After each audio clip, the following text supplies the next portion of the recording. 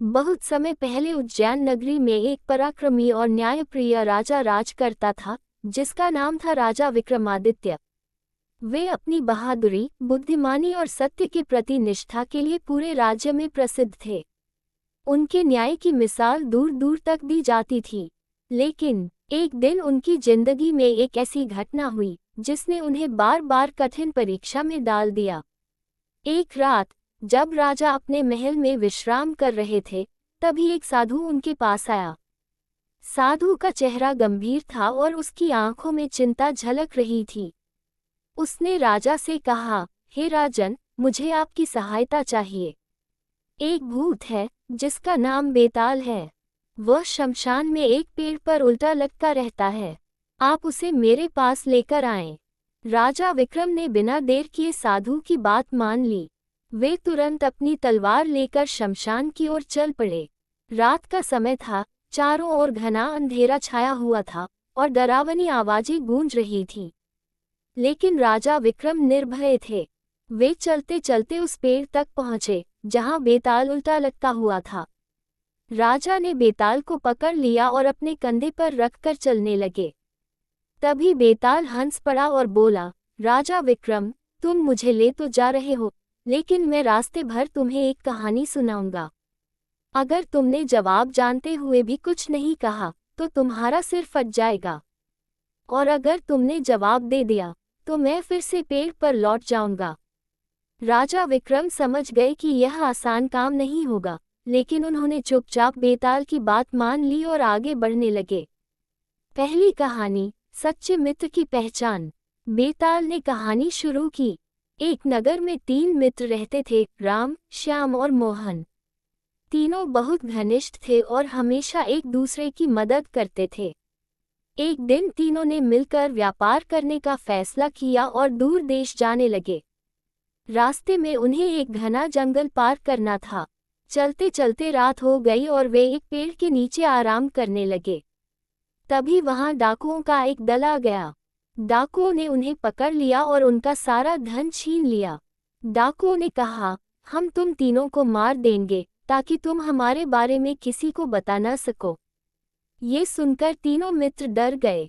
तभी राम बोला, अगर किसी एक को छोड़ना हो तो मुझे छोड़ दो, क्योंकि मैं अपने परिवार का इकलौता सहारा हूँ।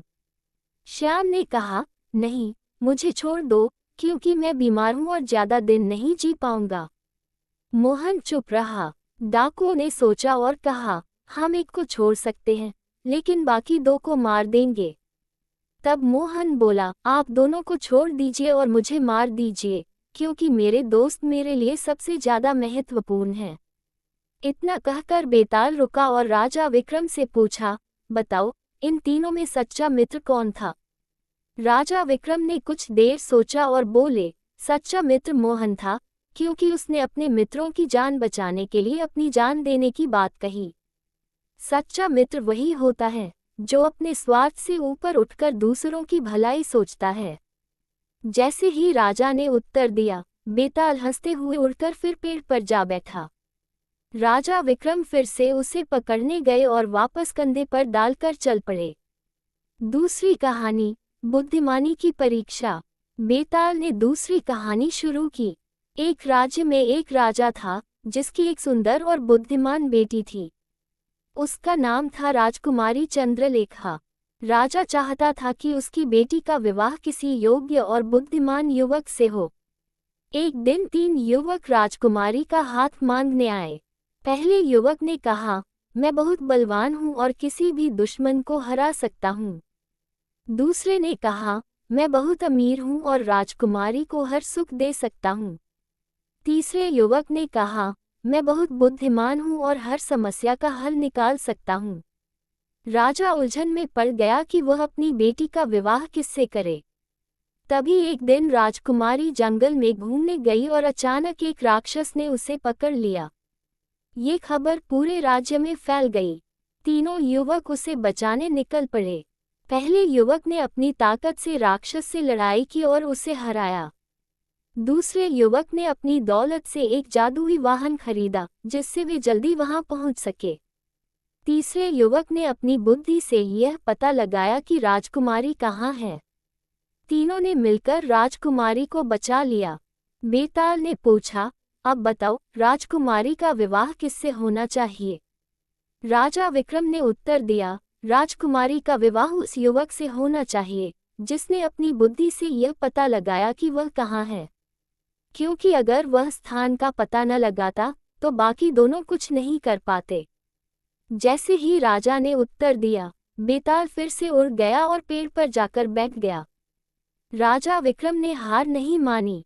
वे फिर से पेड़ पर चढ़े, बेताल को पकड़ा और वापस चल पड़े। तीसरी कहानी, सच्चे न्याय की पहचान। बेताल ने तीसरी कहानी सुनाई। एक गांव में एक किसान रहता था जिसका नाम था हरिराम। उसके पास एक छोटा सा खेत था जिससे वह अपने परिवार का पालन पोषण करता था। एक दिन उसे खेत में खुदाई करते समय एक सोने का घड़ा मिला। वह बहुत खुश हुआ, लेकिन उसने सोचा कि यह जमीन उसने किसी और से खरीदी थी, इसलिए घड़ा उसी का होना चाहिए। वह घड़ा लेकर उस व्यक्ति के पास गया जिससे उसने जमीन खरीदी थी। उस व्यक्ति ने कहा, मैंने तुम्हें जमीन बेच दी है, अब जो कुछ भी उसमें है वह तुम्हारा है। दोनों ही उस घड़े को लेने से मना कर रहे थे। आखिर वे राजा के पास पहुंचे। राजा ने उनकी बात सुनी और सोचा कि क्या फैसला किया जाए। बेताल ने पूछा, बताओ राजा विक्रम, इस घड़े का असली हकदार कौन है? राजा विक्रम ने मुस्कुराते हुए कहा, इस घड़े का हकदार कोई एक नहीं है, दोनों ही ईमानदार हैं। इसलिए राजा को चाहिए कि वह दोनों के बच्चों की शादी करवा दे और घड़ा उन्हें दे दे ताकि दोनों परिवार खुश रहें। जैसे ही राजा ने उत्तर दिया, बेताल फिर से उड़ गया। लेकिन इस बार राजा विक्रम मुस्कुराए। वे समझ गए थे कि बेताल उनकी परीक्षा ले रहा है। वे फिर से पेड़ पर चढ़े, बेताल को पकड़ा और बिना कुछ बोले आगे बढ़ते रहे। बेताल ने महसूस किया कि इस बार राजा चुप हैं। वह बोला, राजा विक्रम, तुम बहुत बुद्धिमान और धैर्यवान हो। तुमने हर बार सही उत्तर दिया और अपनी निष्ठा दिखाई। मैं तुम्हारी दृढ़ता से प्रभावित हूँ। इसके बाद बेताल ने साधु की सच्चाई बताई कि वह साधु वास्तव में एक कपटी व्यक्ति है जो राजा की बलि देना चाहता है। राजा विक्रम तुरंत सतर्क हो गए। जब वे साधु के पास पहुंचे तो उन्होंने उसकी चाल समझ ली और उसे पकड़ लिया। इस तरह राजा विक्रम ने अपनी बुद्धिमानी और साहस से न केवल बेताल को वश में किया बल्कि अपने प्राण भी बचा लिए। सच्चाई, बुद्धिमानी और धैर्य से हर कठिनाई का सामना किया जा सकता है।